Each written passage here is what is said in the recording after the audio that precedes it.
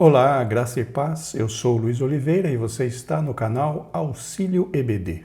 Estamos comentando a revista Lições Bíblicas Adultos da CPAD do primeiro trimestre de 2020. O título da revista é A Raça Humana: Origem, Queda e Redenção. Esta revista foi escrita pelo pastor Cláudio Honor de Andrade. E hoje, meus irmãos, estaremos comentando a lição de número 9, o primeiro projeto de globalismo. Nesta lição, o comentarista afirma que o globalismo é uma afronta aos propósitos de Deus.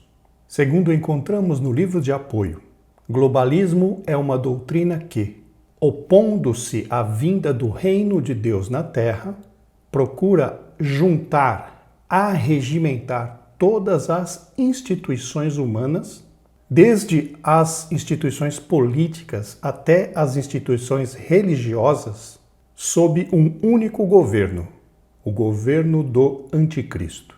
Esta definição, meus irmãos, nós encontramos no livro de apoio escrito pelo pastor Cláudio Honor de Andrade. Já a definição de globalismo, segundo os dicionários seculares, é a centralização do poder mundial, do governo mundial, em uma pessoa ou em um grupo de pessoas.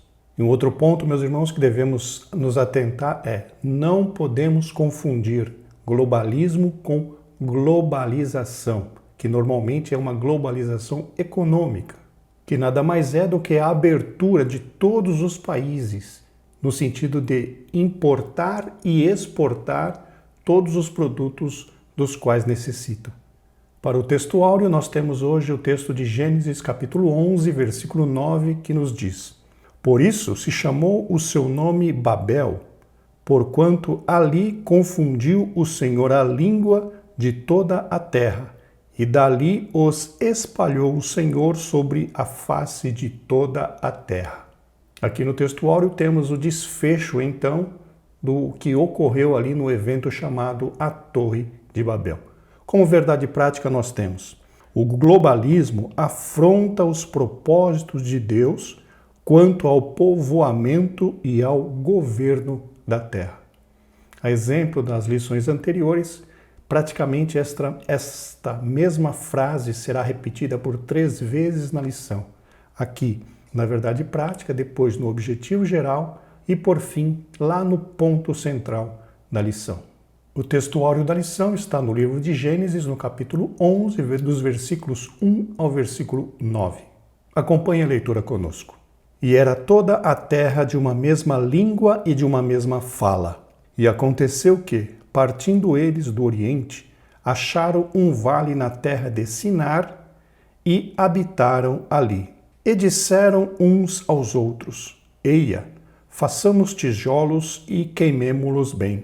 E foi-lhes o tijolo por pedra e o betume por cal. E disseram: Eia, edifiquemos nós uma cidade e uma torre cujo cume toque nos céus, e façamo-nos um nome, para que não sejamos espalhados sobre a face de toda a terra.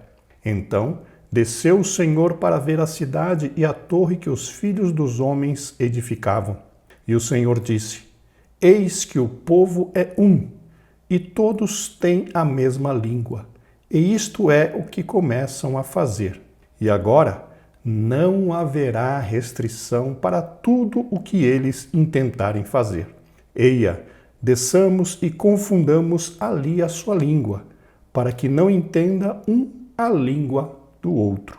Assim o Senhor os espalhou dali sobre a face de toda a terra, e cessaram de edificar a cidade. Por isso se chamou o seu nome Babel, porquanto ali confundiu o Senhor a língua de toda a terra, e dali os espalhou o Senhor sobre a face de toda a terra. Então, meus irmãos, aqui nós temos a história do que ocorreu ali na cidade de Babel, onde os descendentes de Noé intentaram fazer para si uma cidade, e nesta cidade uma torre que, segundo a Bíblia Sagrada, eles tinham a intenção de tocar no céu. Nós sabemos que isso é impossível, uma torre tocar no céu de Deus. Mas isso nos dá a entender que eles queriam fazer uma torre muito alta. E o objetivo desta torre, segundo os teólogos, seria se proteger de um futuro dilúvio que porventura houvesse sobre a terra, configurando nada mais, nada menos do que uma, entre aspas, rebelião contra o Senhor nosso Deus. O objetivo geral nos diz evidenciar que o globalismo afronta os propósitos de Deus no mundo. Aqui encontramos a segunda repetição do tema. E como objetivos específicos nós temos, para o tópico 1, apresentar a segunda civilização humana a partir de Noé. Para o tópico 2, explicar o globalismo de Babel. E por último, para o tópico 3, expor a intervenção de Deus em Babel. Apenas para contextualizar os irmãos, esta lição, meus irmãos, tratará do que aconteceu imediatamente após Noé e seus filhos saírem da arca, até o episódio que ocorreu, que nós acabamos de ler, ali em Babel, quando Deus confundiu a língua do povo para que o povo cessasse, parasse de fazer aquela obra da construção da cidade de Babel, juntamente com aquela torre muito alta. Então, só para contextualizar os irmãos, essa lição vai tratar deste contexto, que envolve, segundo o comentarista da lição, o que ele chamou de globalismo, a reunião do povo, que era descendência de Noé, sob um governo único.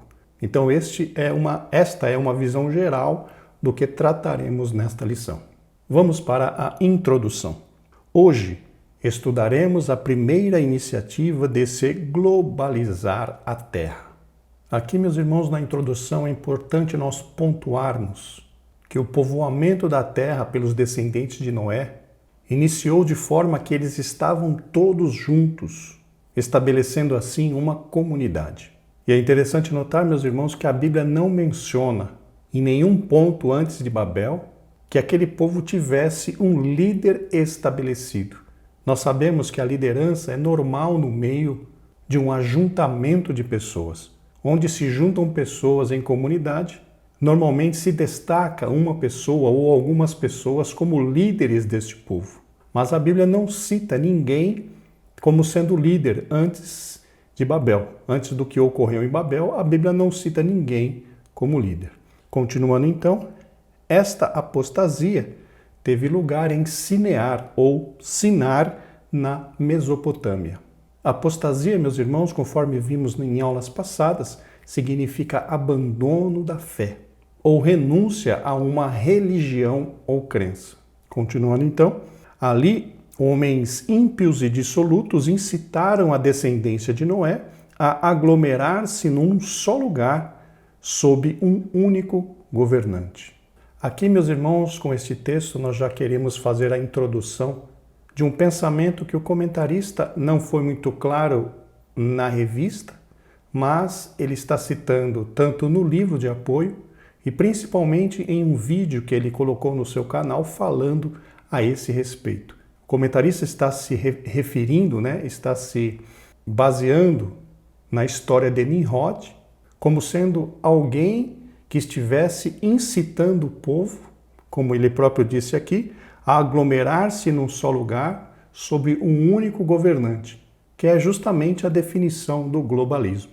Porém, meus irmãos, no meu entendimento, essa questão do povo estar unido, estar todos juntos, seria natural quando se tem um repovoamento.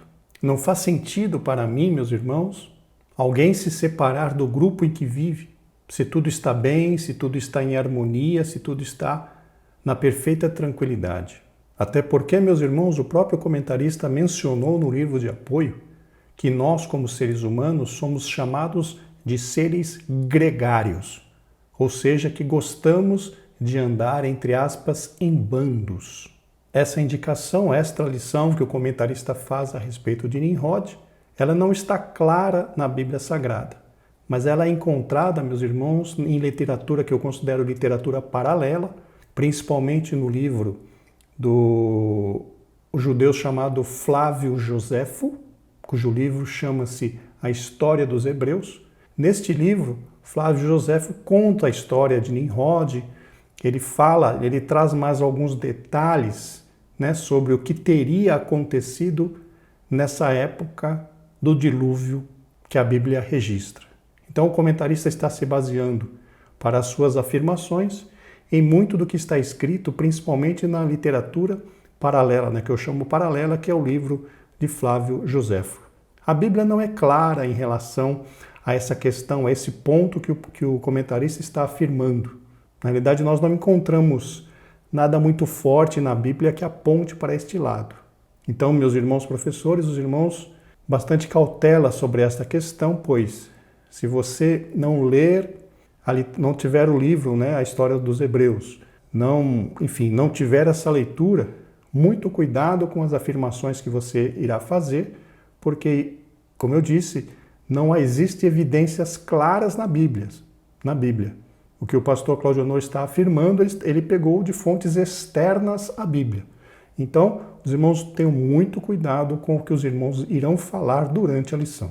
Continuando então, foi assim que nasceu o globalismo, uma doutrina contrária ao propósito divino quanto à povoação e ao governo da terra. Em seguida, veremos como se deu a intervenção do Senhor naquele projeto insano. Como a própria definição de globalismo traz, meus irmãos, para que haja globalismo é preciso haver uma liderança única, centralizada, seja por um homem ou seja por um grupo de pessoas. Conforme eu disse, a literatura paralela se baseia, se utiliza de Nimrod para se apoiar nessa teoria, usando principalmente o texto de Gênesis, do capítulo 10, versículos de 8 a 10. Acompanhe o que diz o texto na nova versão transformadora. Cuxi também foi o antepassado de Nimrod, o primeiro guerreiro valente da terra, porque era o mais corajoso dos caçadores.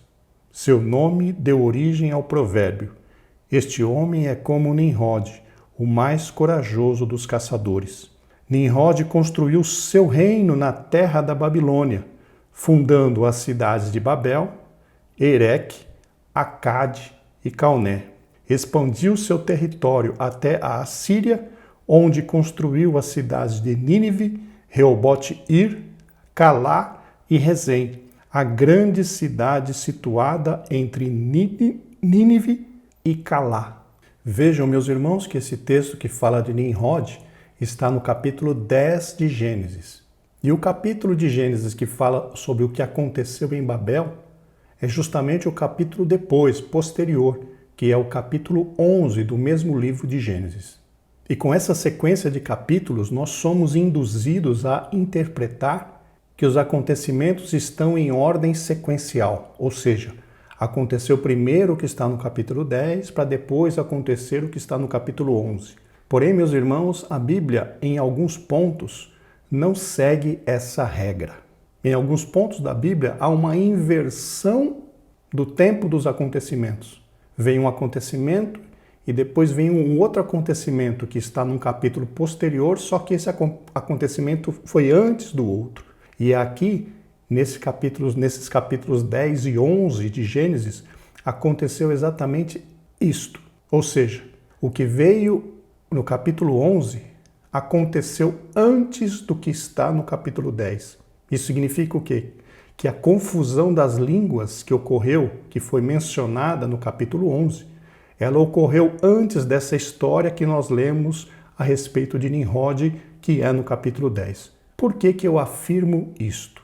Observe o que diz em Gênesis capítulo 11, versículo 1, na versão Almeida Revista e Corrigida. E era toda a terra de uma mesma língua e de uma mesma fala. Vejam que este versículo o próprio comentarista citou anteriormente. Então, no capítulo 11, eram todos de uma mesma língua e de uma mesma fala. Agora vamos ler o que diz no capítulo 10, versículo 5 do livro de Gênesis. E os filhos de Javã são Elisá, e Tarsis, e Quitim e Dodanim. Por estes foram repartidas as ilhas das nações nas suas terras, cada qual segundo a sua língua, segundo as suas famílias, entre as suas nações. Vejam aqui, meus irmãos, que o próprio comentarista diz que naquela época eram todos da mesma língua e todos da mesma fala. E nós vemos E nós lemos isso em Gênesis 11:1. Só que em Gênesis 10 diz que os filhos de Javã se reuniam de acordo com as suas línguas. Então significa que no capítulo 10 já tinham outras línguas e a língua não era unificada. Leamos mais o versículo 31 do mesmo capítulo 10. Estes são os filhos de Sem, segundo as suas famílias, segundo as suas línguas, em suas terras, em suas nações. Então percebam, meus irmãos, que no capítulo 10, a Bíblia já menciona, em primeiro lugar, a divisão da terra entre as famílias. As famílias já estavam se dividindo a terra entre si. E cita pelo menos 2 vezes que cada família se reunia de acordo com as suas línguas. E no capítulo 11, versículo 1, diz que toda a terra tinha uma mesma língua e uma mesma fala. Alguém poderia interpretar, mas a Bíblia está se contradizendo. Como que no capítulo 10 ela diz que as famílias estavam se reunindo, se distribuindo e se reunindo de acordo com as suas línguas, e no capítulo 11 a Bíblia diz que toda a terra era de uma mesma língua e de uma mesma fala. Não há contradição, meus irmãos. O que há aqui é uma inversão de capítulos, no sentido de que o que aconteceu no capítulo 11, falando sobre Babel, aconteceu antes do que está no capítulo 10. Por que aconteceu isso? Eu não consigo dizer. Mas nós vemos isso se repetindo algumas vezes na Bíblia. Por exemplo, ali logo no Gênesis, no comecinho do livro de Gênesis, quando Deus fala a respeito dos 6 dias que Deus trabalhou, a Bíblia fala quando Deus criou o homem e a mulher no 6º dia. E a Bíblia é clara quando diz, homem e mulher os criou. E depois, no capítulo posterior, a Bíblia começa a explicar exatamente o que aconteceu no 6º dia. Então percebam que, muitas vezes, os acontecimentos não são sequenciais. Porque se nós interpretássemos como sequenciais, pareceria que Deus criou 2 casais. Mas não foi. Deus criou o primeiro casal no 6º dia, que está no capítulo 1 de Gênesis. Depois, no capítulo 2, Deus começa a explicar o que aconteceu no 6º dia. E aqui, nos capítulos 10 e 11 de Gênesis, aconteceu essa inversão. Então, se nós olharmos a questão de Nimrod, que está no capítulo 10, quando a Bíblia fala que ele construiu cidades, e entre estas cidades estavam Babel, estavam várias outras cidades que eu já não me lembro o nome agora, Babel, Ereque, Acade e Calné. E depois construiu Nínive, Reobote-ir, Calá e Rezém. Então, se nós olhamos para a Bíblia com uma interpretação normal, sem nos atermos a esse detalhe, muitas vezes nos parece que realmente Nimrod, o que aconteceu com Nimrod, ou o que a Bíblia relatou que aconteceu com Nimrod, foi antes do que aconteceu em Babel, quando Deus confundiu a língua. Mas na realidade, esses 2 capítulos, eles teoricamente estão em ordem inversa, em ordem trocada, sendo que o que aconteceu no capítulo 11 veio antes do que aconteceu no capítulo 10, como se Deus quisesse que o capítulo 11 explicasse o porquê que as famílias se dividiram no capítulo 10. Espero, meus irmãos, que tenha ficado claro para os irmãos essa questão dessa, entre aspas, inversão entre o capítulo 10 e o capítulo 11 de Gênesis. Então, analisando desta forma, ou seja, a própria Bíblia nos mostrando que esses 2 capítulos estão invertidos, vamos dizer assim, na sua ordem estão invertidos, é pouco provável que Nimrod tenha sido o motivador da reunião daquele povo e da construção daquela torre. Inclusive, na enciclopédia Bacon, que fala a respeito do Pentateuco, consta ali, inclusive está na lição também, que houve uma assembleia do povo. E nessa assembleia não está citando ali o nome de Nimrod. Então, meus irmãos, uma sugestão para os irmãos tenham bastante cuidado quando forem ministrar esta aula, para não se verem em situação difícil. Depois os irmãos comprovem, leiam com calma esses versículos que nós estamos citando, capítulo 11 de Gênesis, depois confronta, compara com o que está no capítulo 10, os irmãos verão claramente que há uma inversão de ordem ali de acontecimentos. Sigamos em frente então. Num único ato, Deus confundiu a língua dos filhos de Noé e os espalhou pelos mais remotos continentes e ilhas. Aqui nós vemos, meus irmãos, a intervenção de Deus para que os habitantes, os descendentes de Noé, não se estabelecessem em Sinar ou Sinear e buscasse um meio de salvação, de um pseudo novo dilúvio. E essa foi a estratégia usada por Deus para interromper o seu processo ou o seu projeto, causar divisão entre eles. E vejam, meus irmãos, que o resultado que Deus alcançou, fazendo com que eles se dividissem, vem confirmar o que o próprio Senhor Jesus disse no Evangelho segundo São Mateus, capítulo 12, versículo 25, na Nova Versão Transformadora. Acompanhe. Jesus conhecia os pensamentos deles e respondeu: todo reino dividido internamente está condenado à ruína. Uma cidade ou uma família dividida contra si mesmo se desintegrará. Vejam então que a estratégia de Deus em dividi-los fez com que o seu projeto parasse, fosse abandonado. Vejam que interessante este conceito. Nós, irmãos, precisamos nos atentar. A unidade, a união é uma das coisas mais importantes que nós devemos cultivar, principalmente dentro da nossa casa, na nossa família. Mas não excluindo a igreja, não excluindo a empresa, porque o Senhor Jesus disse, isso é a pura verdade. Uma casa dividida contra si mesma não subsistirá. Continuando então, finalmente constataremos como o Senhor deu início à linhagem piedosa de Israel, chamando o patriarca Abraão a viver pela fé. É importante, meus irmãos, nós notarmos que entre Sem, filho de Noé, e Abraão, ou Abrão, temos ali 8 gerações, 8 pessoas entre Sem e Abrão. Continuando então, que Deus nos ajude a compreender mais esta lição extraída de sua maravilhosa e insondável palavra. Seja-lhe tributada toda a glória. Amém. Para o ponto central, meus irmãos, temos a terceira repetição do mesmo lema. O globalismo afronta os propósitos de Deus no mundo. Seguindo agora para o tópico 1, a segunda civilização humana. Neste tópico veremos que, após o dilúvio, o Senhor firmou uma nova aliança com Noé. Assim, o patriarca deu início à segunda civilização humana. Segundo nós vemos, meus irmãos, no livro de Gênesis, no capítulo 8, no versículo 17, a parte B, e também no capítulo 9, nos versículos 1 e também no versículo 7, Deus abençoou a Noé e a seus filhos e os orientou a que povoassem a terra. E em relação ao novo concerto, nós encontramos a menção dele no livro de Gênesis, no capítulo 9, dos versículos 8 ao 11. Vamos ler na Nova Versão Transformadora.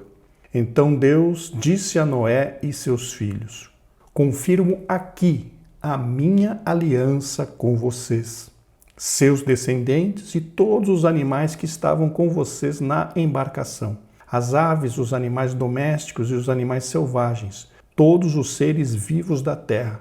Sim, confirmo a minha aliança com vocês. Nunca mais os seres vivos serão exterminados pelas águas. Nunca mais a terra será destruída por um dilúvio. Então aqui vemos a confirmação da aliança de Deus com Noé. Seguindo em frente, todavia o seu filho mais novo, rebelando-se, inaugurou outro período de decadência e menosprezo em relação aos mandamentos divinos. Aqui, meus irmãos, nós vemos que o comentarista não se baseou na Bíblia Sagrada, mas nos escritos paralelos, que eu chamo de paralelos, para esta afirmação. Como eu disse, o livro de Flávio Joséfo, A História dos Hebreus, conta uma história a respeito desta época. Porém, meus irmãos, o meu entendimento é que nós não deveríamos nos apoiar tanto assim na literatura paralela a fim de estabelecer uma doutrina. A nossa regra de fé e prática é a Bíblia Sagrada. Eu vejo que a literatura paralela é importante, mas para trazer pequenos pontos que corroborem com a Bíblia. Nunca trazendo uma doutrina que não existe na Bíblia, porque a nossa regra de fé e prática é a Bíblia Sagrada. Continuando então, subtópico 1, a apostasia de Cã e Canaã. O episódio da vinha de Noé acabou por revelar a irreverência de Cã, o seu filho caçula, e a maldade de seu neto Canaã. Tinha início ali uma apostasia que, se não fosse a interferência divina, comprometeria a ordem de povoar a terra. Irreverência, meus irmãos, significa falta de respeito. E foi exatamente o que aconteceu no episódio de Noé despido dentro da sua tenda. Quando Cã viu que o seu pai estava nu, caído dentro da tenda, ele deveria ter tido respeito por seu pai e tomado a iniciativa de cobrir a sua nudez. Ao invés disso, ele foi contar o fato aos seus irmãos. A Bíblia não fala isso claramente, mas nós, pelo seu texto, dá-nos a entender que Cã desrespeitou seu pai. Em alguma literatura nós encontramos até que ele possivelmente debochou de ter visto seu pai caído nu dentro da tenda. Isso é um desrespeito muito grande, se realmente aconteceu. Já em relação a Canaã, meus irmãos, nós temos que Canaã foi o filho de Cã. Nós vemos nas literaturas muitas teorias, porém a Bíblia não cita o que aconteceu com Canaã. O meu entendimento, Luiz, possivelmente Canaã, sendo filho de Cã, tenha visto também o seu avô nu dentro da tenda. Isso já era uma vergonha, uma afronta, o filho ver o pai nu, imagine o neto ver o pai nu. E por conta disso ele foi terrivelmente amaldiçoado. Mas vejam, meus irmãos, que essa questão de Canaã não está na Bíblia, é uma interpretação minha, que pode ser que tenha acontecido. O que a Bíblia diz é que Noé trouxe uma grande maldição sobre a vida de Canaã, que era filho de Cã. Naquela época, a nudez era grandemente vergonhosa. Muito diferente, né, do que temos visto nos dias de hoje.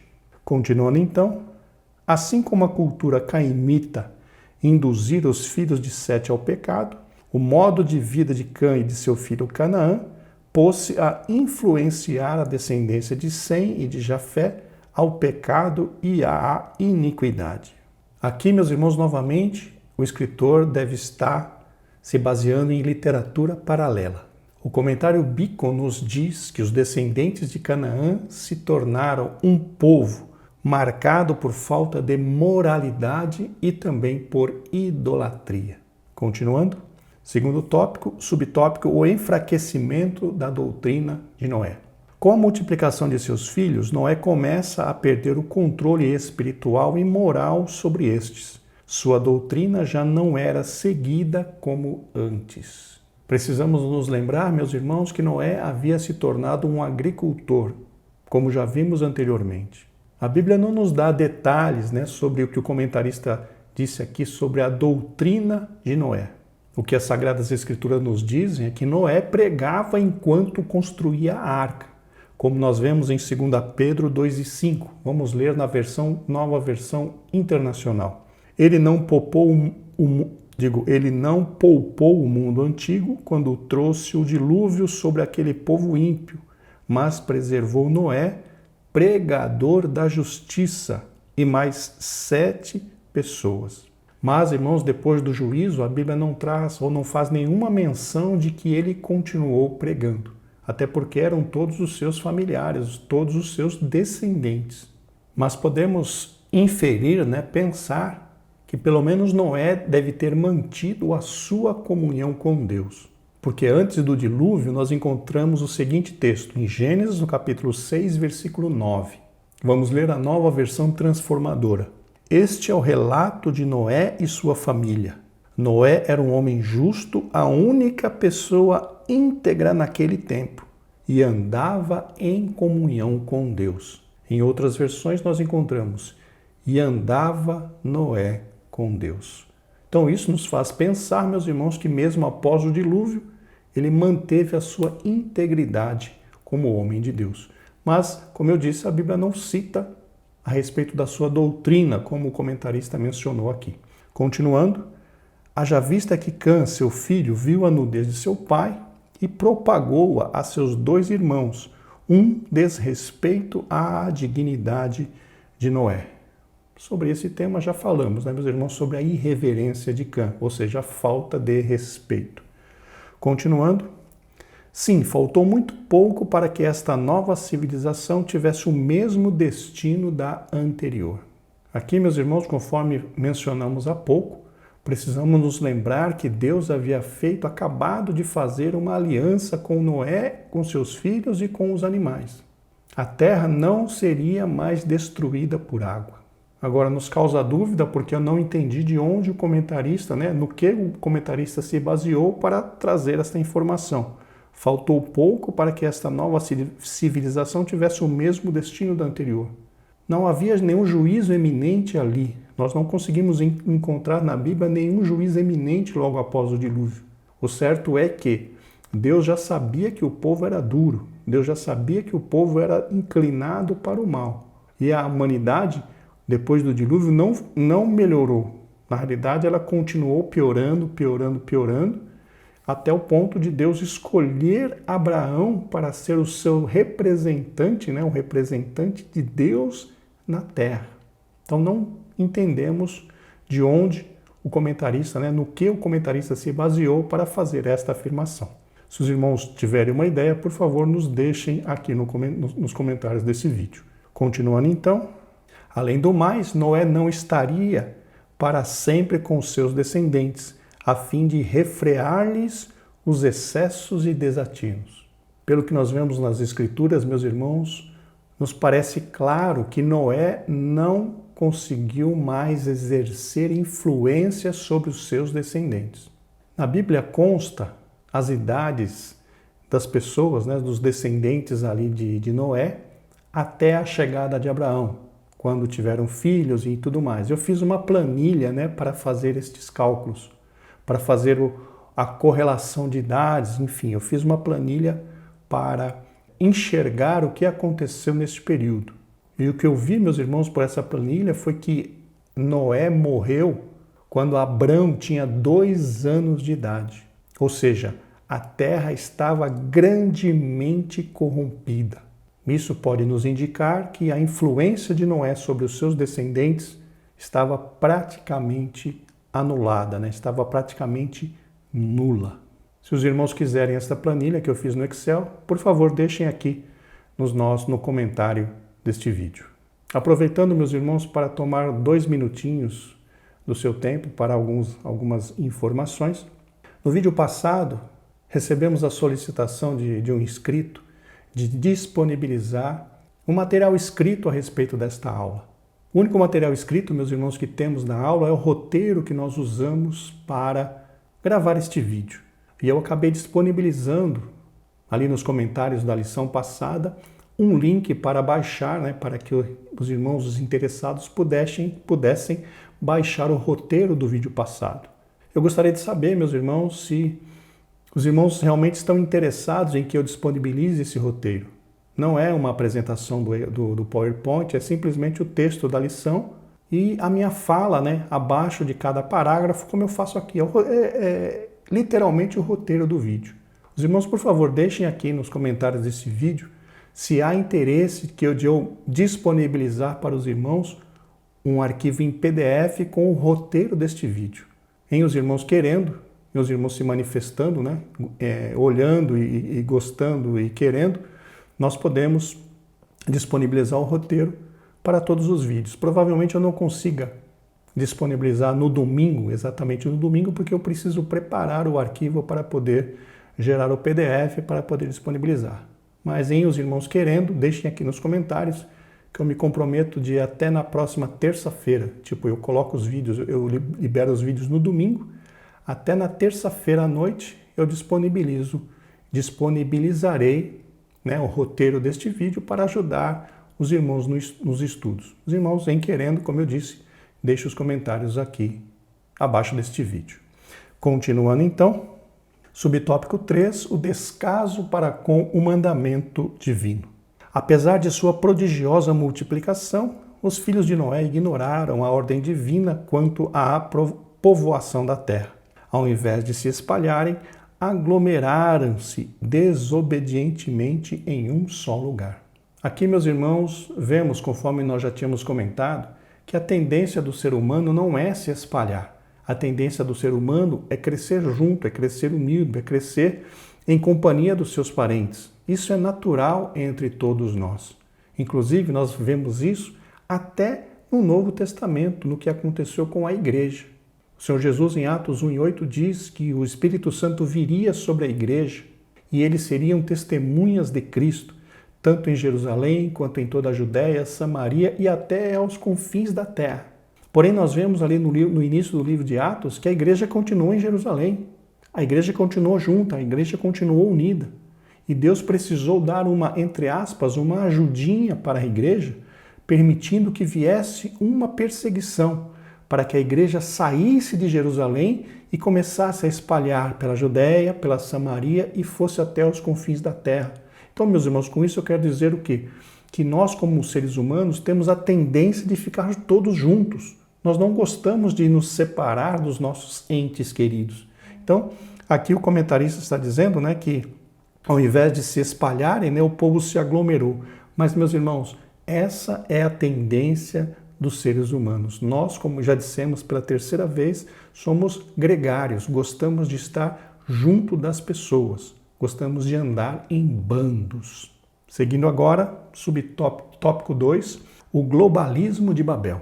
Naquele estágio, a civilização iniciada por Noé dispunha de todos os fatores para criar uma sociedade ímpia e globalista, uma só língua, um só povo e uma só cultura. Aqui, meus irmãos, o comentarista está se atendo à teoria de que Nimrod estaria no comando do povo. Devemos nos lembrar, meus irmãos, que uma só língua, um só povo e uma só cultura não são coisas ruins em si mesmas. O problema está em como estas características estão sendo usadas, que no caso de um globalismo real, onde toda a humanidade estivesse reunida em torno de uma pessoa só, depende de quem seria essa pessoa. Vocês percebem, meus irmãos, que no governo do anticristo, como nós veremos na lição, o anticristo dominará todo mundo no sistema de globalismo. Porém, nós temos que entender que o milênio de Cristo será um sistema de governo parecido no sentido de Cristo governará a terra por 1000 anos. Ele e mais a igreja, mais os seus escolhidos da igreja, reinarão com Cristo durante 1000 anos. Podemos entender também que esse será um sistema globalista, mas um globalista do bem, com Cristo reinando. Já o globalismo de Satanás diante do anticristo será um globalismo que afrontará a pessoa do Deus Todo-Poderoso. Então nós vemos que o globalismo sempre pode ser usado para o mal, mas também pode ser usado para o bem, quando o nosso Senhor Jesus Cristo reinará nesta terra por 1000 anos. Continuando então, levemos em conta igualmente a ascensão de Nimrod e a tecnologia já acumulada para se construir a cidade e a torre de Babel. A respeito de Nimrod, meus irmãos, já comentamos lá atrás, né, sobre a teoria, sobre Flávio José e tudo mais. Continuando, uma só língua e um só povo. Até aquele momento, como já vimos, a humanidade falava um só idioma e constituía-se num único povo. Pelo que inferimos no texto sagrado, não havia sequer dialetos ou sotaques. A unidade linguística era absoluta. Aliás, o mesmo se pode dizer da cultura. Vejam então, meus irmãos, que o próprio comentarista nesse texto nos confirma essa questão da inversão de ordem entre Gênesis 10 e Gênesis 11.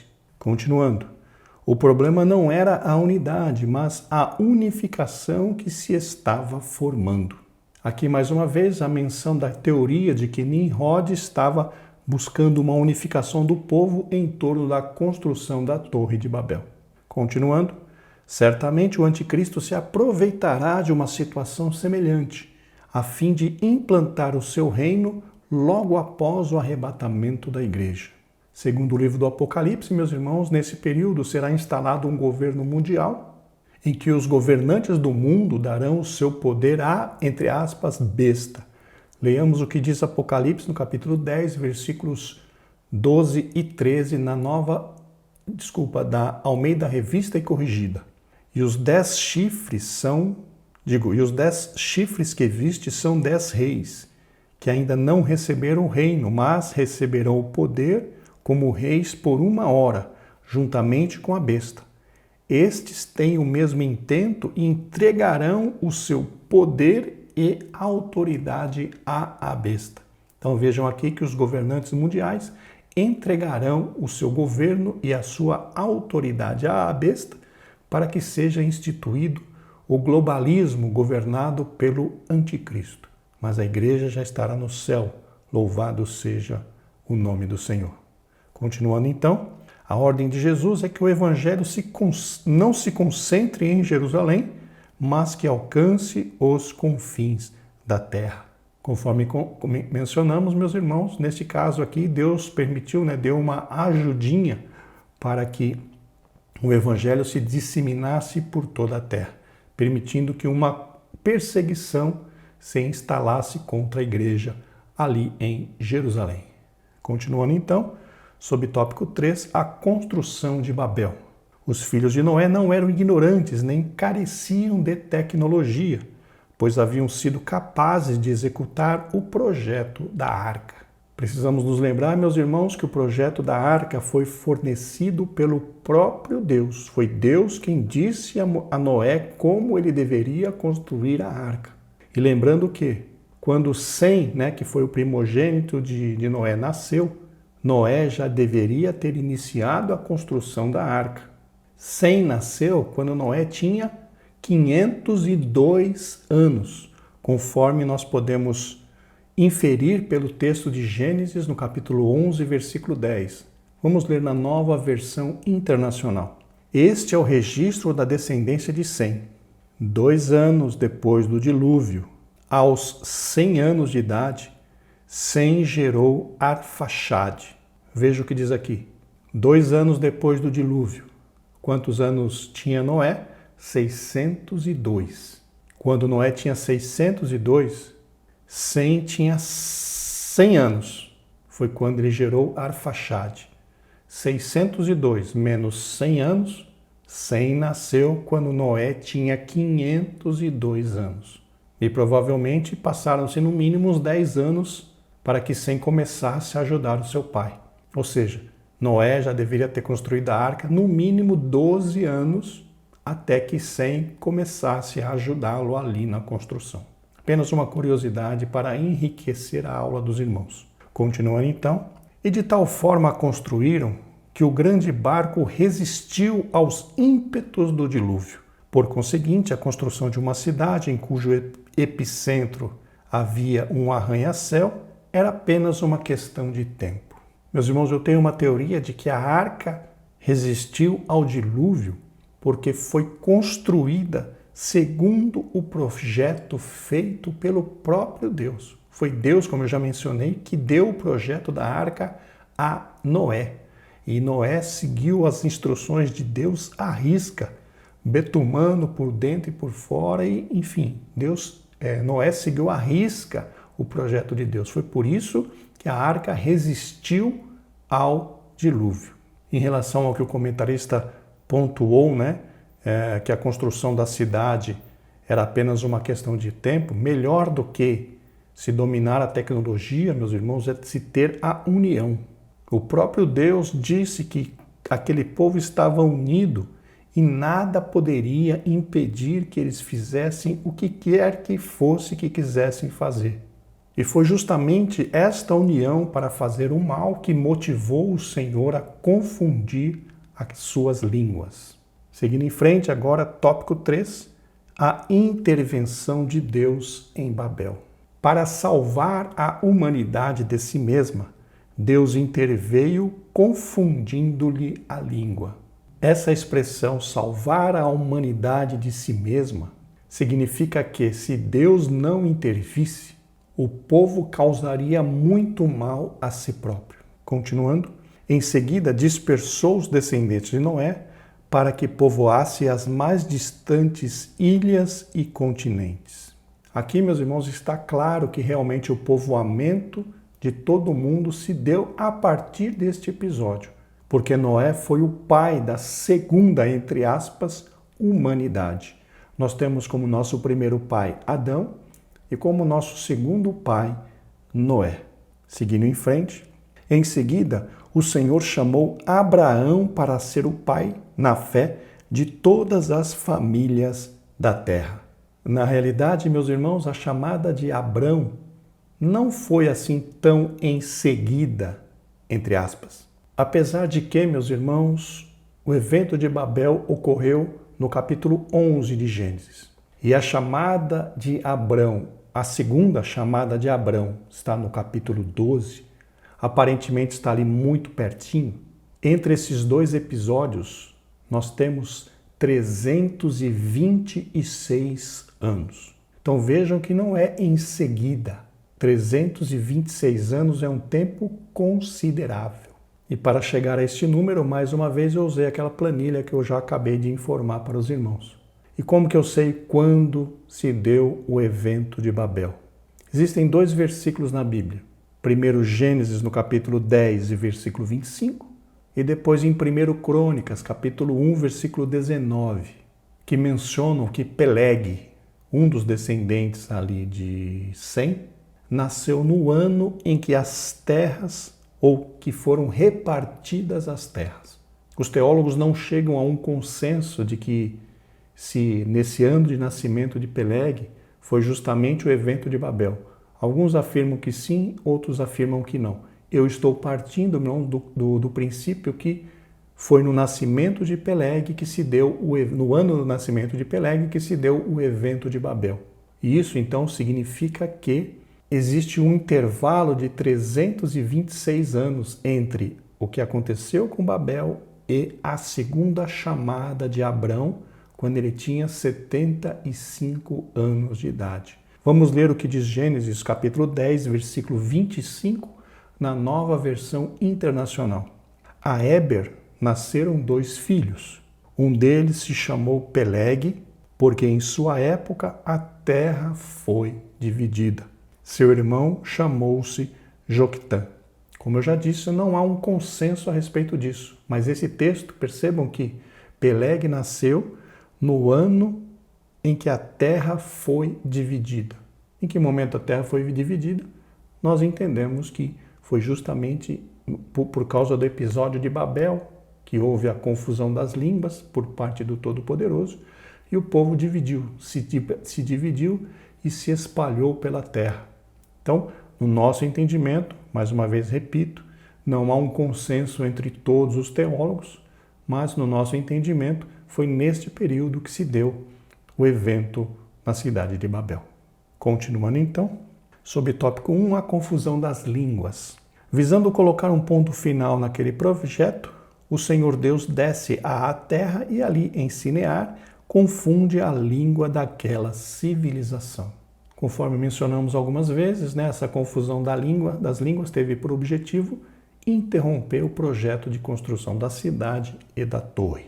Continuando, desentendendo-se os filhos de Noé, reagruparam-se de acordo com a sua nova realidade linguística e espalhando-se por toda a terra. A rebelião daqueles homens fora realmente grande. O desentender aqui, meus irmãos, tem o significado de um não conseguir compreender a língua do outro. Não é que eles começaram a ter um desentendimento, uma briga. O desentendimento aqui significa que eles passaram a não mais compreender o que um e outro estava falando. E esta, entre aspas, confusão de línguas obrigou ao povo a começar a se reunir em grupos de pessoas que falavam a mesma língua e, consequentemente, acabaram se afastando, se separando uns dos outros e passaram, então, a povoar toda a terra. É interessante notar, meus irmãos, que a maioria absoluta do povo acabou não indo muito longe, ficou por ali, naquela região ali da Mesopotâmia e tudo mais, mas hoje entendemos que, a partir dessa dispersão, desta confusão das línguas, nós temos hoje toda a humanidade.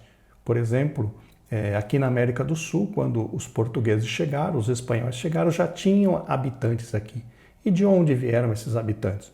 Com certeza foram resultado dessa dispersão ali motivada na Torre de Babel. Continuando então, mas como Deus havia prometido não mais destruir a humanidade, decide espalhá-la para que os homens, separados uns dos outros, tivessem mais oportunidade de sobreviver numa terra contaminada pela apostasia. Para mim, meus irmãos, não faz muito sentido essa colocação do comentarista, pois conforme nós vimos anteriormente, não havia ali nenhum perigo grave e eminente da humanidade ser destruída por algum juízo de Deus, não naquele momento. O salmista diz que nosso Deus é um Deus que se ira todos os dias. E com certeza ali naquele momento já estava irado contra o povo, mas não havia, pelo menos para aquele momento, nenhum decreto de destruição eminente para o povo. Então, mais uma vez, não consegui entender aqui o sentido dessa frase que o comentarista usou. Se os irmãos tiverem alguma ideia, por favor, deixem aqui nos comentários do vídeo. Continuando, subtópico 2, o efetivo povoamento da terra. Sabemos que Deus forçou os descendentes de Noé aos confins do mundo.